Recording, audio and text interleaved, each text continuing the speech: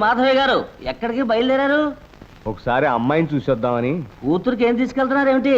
ఏముంది బాబు, ఆడపిల్లకి అన్నిటికంటే విలువైనవి నాలాంటి పేదవాడికి అందుబాటులో ఉండేవి పసుపు కుంకాలేగా, అవే తీసుకెళ్తున్నాను. శుభం, వెళ్ళండి. మాధవయ్య గారు, మీరు కూతుర్ని చూడటానికి ఎంత తొందరపడుతున్నారో. మీరు వెళ్లే బస్సు అంత ఆలస్యమయ్యేటట్టుంది. చూసారా, ముందు అటు వెళ్లే బస్సు వస్తుంది.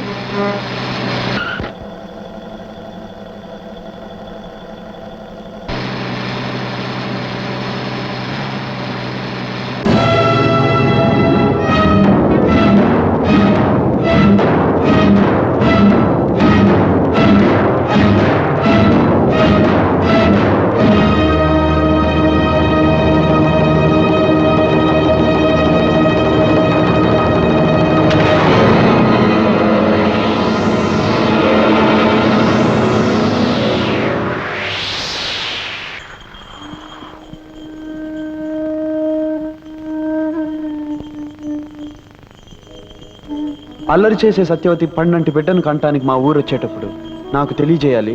నా బండి మీద ఊళ్ళోకి రావాలి.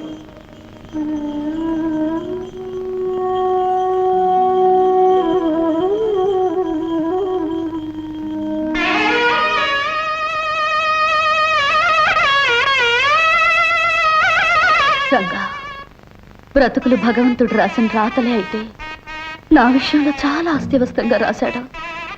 3 ముళ్ళు పడ్డ ముచ్చట 3 నాళ్ళైనా నిలవకుండానే ఆయన గుండెపోటుతో ఆసుపత్రిలో చేరారు.